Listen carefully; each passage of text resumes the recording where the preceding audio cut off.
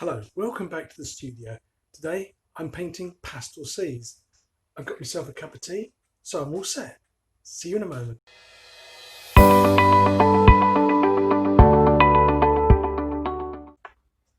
So I've set my canvas up and I've put some masking tape. This is 4 inches from the top of the canvas, and the top edge of this will be my horizon line. I've prepared my paper with some acrylic to seal it all up, and I'm ready to paint in oils. And the first step is to actually make this wet, and for that I'm going to be using some linseed oil.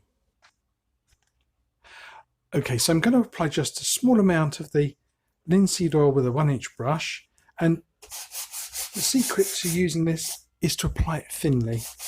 Really scrub it into the canvas and make sure you cover everything.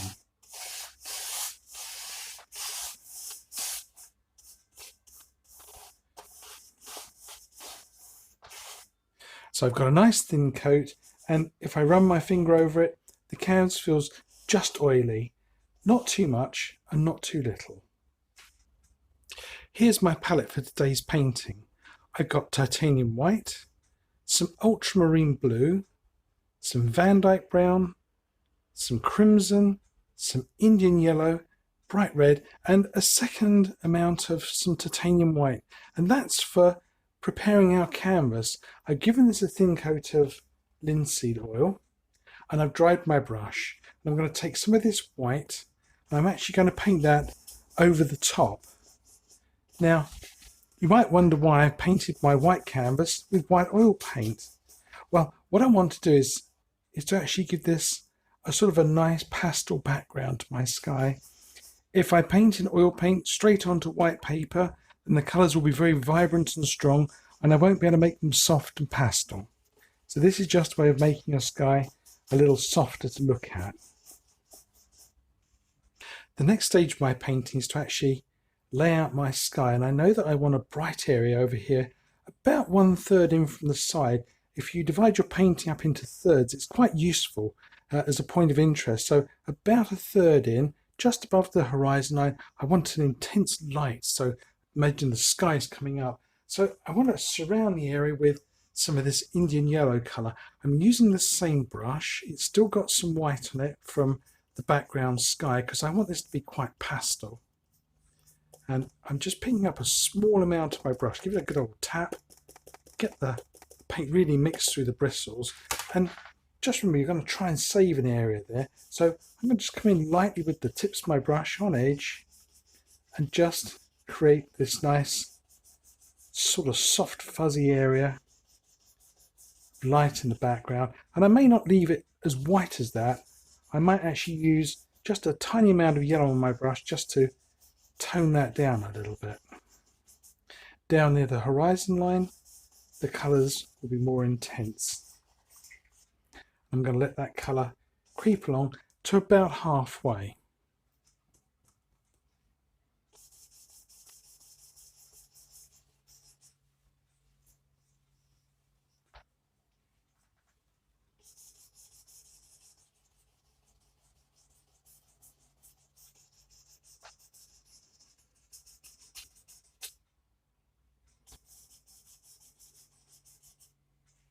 Now the temptation is to want to play with this sky, and before you know it, your little light spot is, well, about the size of a small postage stamp. So don't be tempted to play with it too much. Get in, do it, and then leave it alone, and don't do what I'm doing, just playing with it.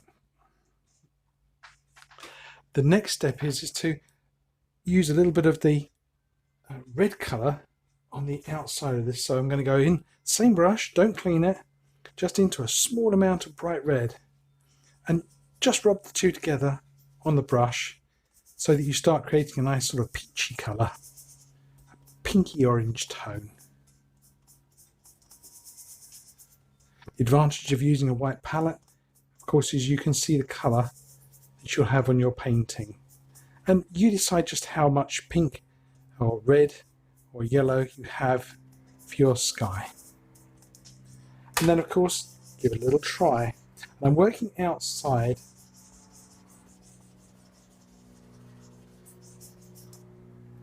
and adjust your colour as you go.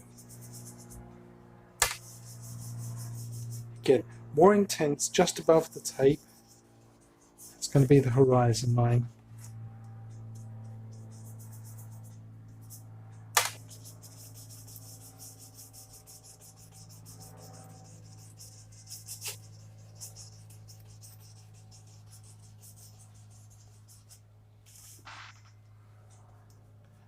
So you see I'm slowly building up my colour. I could have jumped this in the first amount of paint I put on my brush, but if I'd have overdone it, I'd have had a blood red sky. My yellow would have been lost. So sometimes it's better just to creep up on a painting bit by bit. Add it in slowly. Don't be in a rush.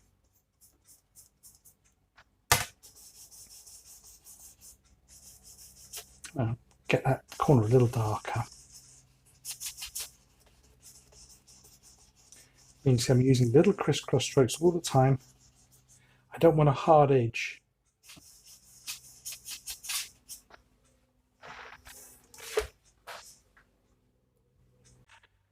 Before I blend my sky anymore, I'm just going to clean my brush on a piece of paper towel. Just knock off the worst of the paint. Just get it nice and clean as you can. Avoid that. Look at that, a little bit of the ultramarine blue on there.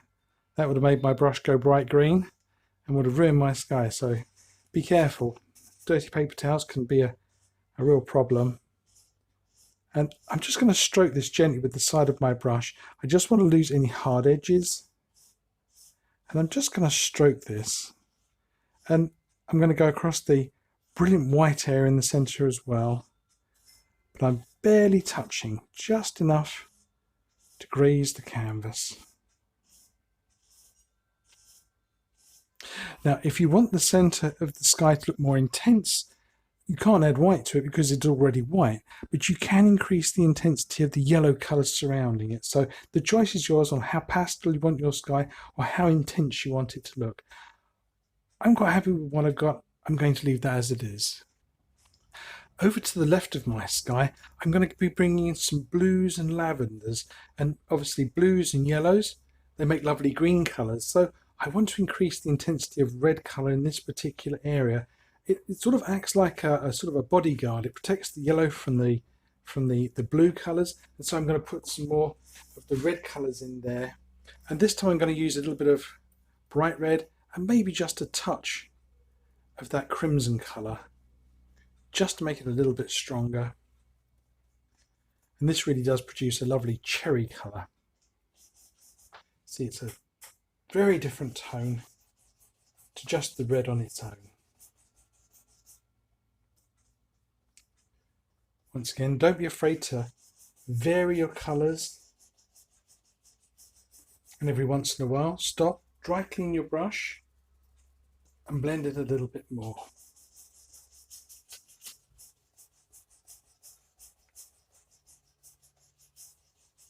As things look now, it looks like I've got one colour sky this side and a different colour sky on that side, and a very different a big divide down the centre here. So this is something to look at on your painting. If you use a colour like this on one side, introduce it a little bit on the other side of the bright spot in the sky, so it brings a more harmonious look to your painting.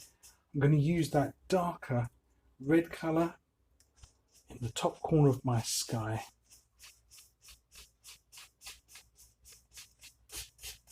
Link the two up across the top. And that will bring your sky together. It's much more harmonious if you do that and have it a little bit on both sides. And it didn't take very much, just a speck. Let's warm up the horizon as well.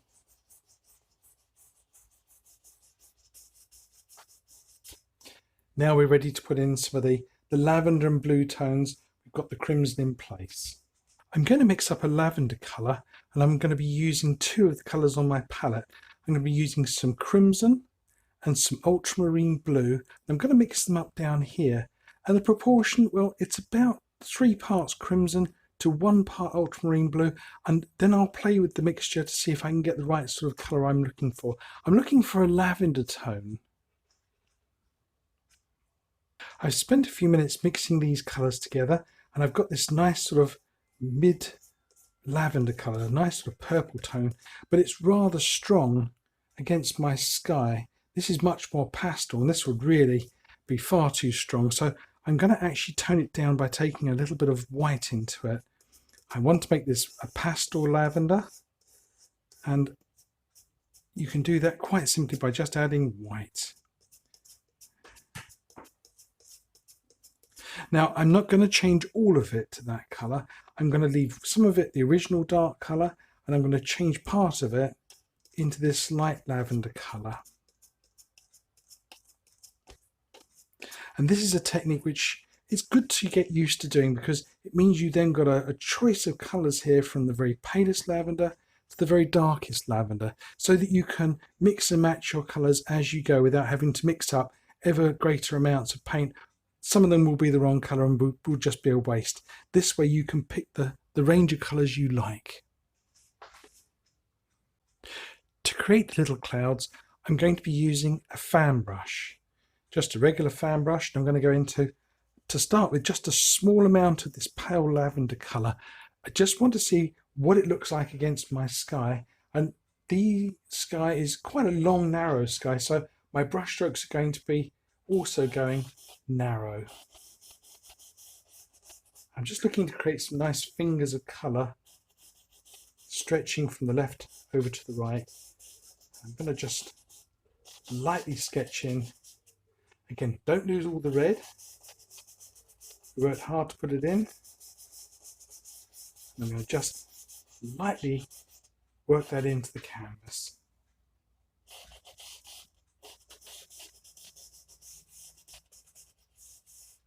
If any of this is too harsh, we will go back and pick up a nice clean dry 1-inch brush, and we can soften it and blend it into the painting.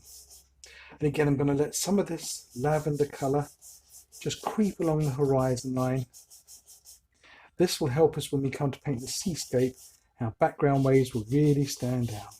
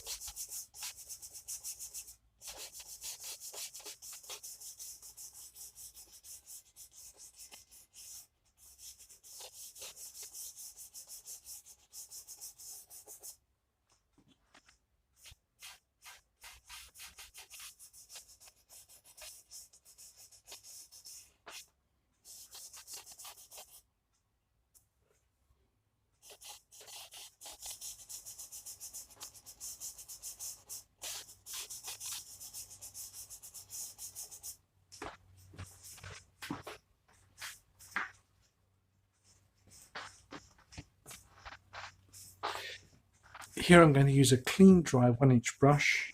It's had no paint on it at all, and I'm just going to soften up my clouds. Again, just gently stroking the painting. And if you go from left to right, you'll drag the paint that way. But you can also go from right to left, and if you're careful, you can start to pull the paint back the opposite way.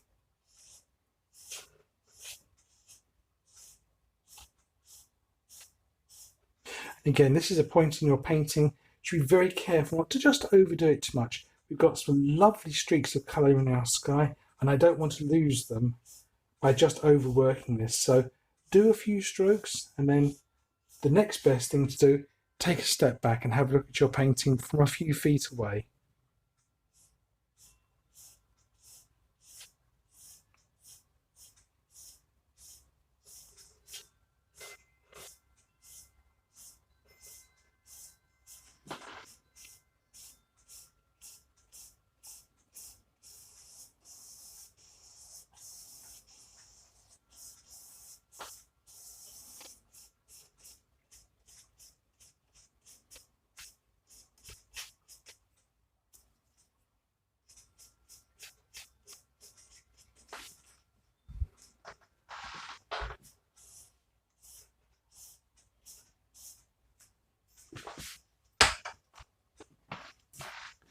At the point furthest from the light, over this side, up in the corner, I'm going to use a little more of the lavender colour, maybe some of the darker lavender, just to increase the amount of darkness in the corner.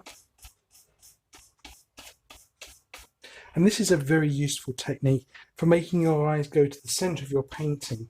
Darkening the corners of a painting is a good way of focusing the eyes to the place where you want people to look the most.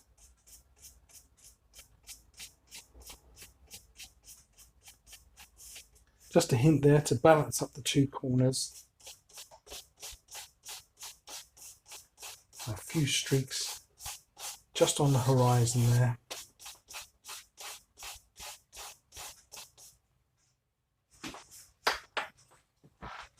Back to my clean brush, or what was a clean brush, just to finish that off and soften it.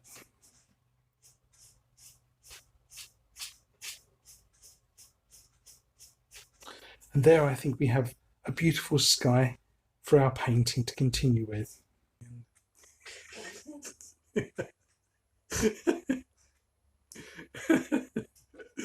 Okay, 3, 2, 1.